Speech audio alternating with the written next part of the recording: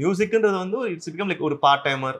ஒரு ஓகே நான் காத்தால 9 to 5 ஆஃபீஸ் போயிட்டு வரேன். ஆர் 9 to 9 எங்கேயோ இருக்கேன். ஆனா பேரலலா ஐ லேர்ன் திஸ். என்னோட பேஷன். அப்படிதான் இனிமே இருக்க போகுது ஆக்சுவலா. இதுல செலக்டிவா ஓகே இந்த பையன் நல்லா பாடுறானே, இவனுக்கு கூட ஒரு பாட்டு பாட வைக்கலாமே. அவன பாட வச்சு ஐயோ இந்த பையன் ஒழுங்கா பாடலையே. இன்ஸ்டாலாம் வச்சு நல்லா இருக்கேப்பா.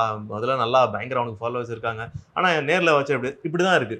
சீக்வென்ஸ் அப்படிதான் இருக்கு. இப்போ நான் ஃபார் எக்ஸாம்பிள் சொல்லணும்னா ஒரு பாட்டு பாடிட்டு வரோம். இந்த பாட்டு பாடிட்டு வந்த உடனே பார்த்தா இன்னொரு சிங்கர் பேசுறாரு. அப்ப நான் லாஸ்ட் வீக் ஒரு சாங் பாடியிருந்தேன். பியூட்டிஃபுல் சாங் ஆக்சுவலா. பார்த்தா நான் பாடுன அதே பாட்டு தான். அவர் பாடுன அதே பாட்டு தான் நான் பாடியிருக்கேன். இத நான் அவர்ட்ட சொல்ல முடியாது. ஐயோ! நான் மாத்தி பாடிட்டேனேன்னு வருத்தம் இருக்கும். ஆனா என்னன்னா திருப்பி அந்த கம்போசர் ஃபோன் பண்ணி சொல்லலாம். ஐயா! அவர் பாடியிருக்கேன்னு சொல்றாரு. அவர் பிகினர். ஸோ அவருக்கு லைஃப் கெரியரா இருக்கலாம். அது வரதுக்கு வாய்ப்பு இருக்கு. ஸோ நான் வந்து அந்த ஆளோட லைஃப்ப நான் கெடுத்தேன்னு இருக்க வேண்டாம். ஸோ இருக்கிறது இஃப் யூ கேன் டூ சம்திங்னா நீங்க ஏதாவது ட்ரை பண்ணி எனக்கு வேற பாடம்லாம் குடுங்க பிரச்சனை இல்ல.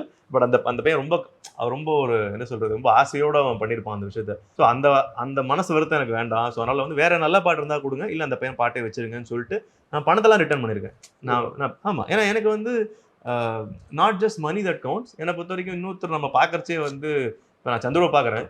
என்னதான் கான்ட்ரோவர்சி இருந்தாலும் வந்து நான் சந்துருவ பார்க்கச்சே I feel like Chandru okay fine Chandru என்கிட்ட இத மட்டும் கேளுங்க நீங்க. இது மட்டும் கேட்காதீங்கன்னு நான் உங்கள ஸ்டாப் பண்ண முடியாது. ஆனா எனக்கு புடிச்ச விஷயங்கள நான் பதில் சொல்லலாம். எனக்கு பிடிக்காத விஷயங்கள் ஐ டோன்ட் வாண்ட் ஆன்சர் நான் சொல்றதுக்கு ரைட்ஸ் இருக்குல்ல. அது மாதிரி அந்த பையனோட லைஃப்ப நான் கெடுக்க வேண்டாம். ஆனா என் லைஃப்ப நான் கெடுத்துக்க வேண்டாம். அதுல நான் தெளிவா இருக்கேன்.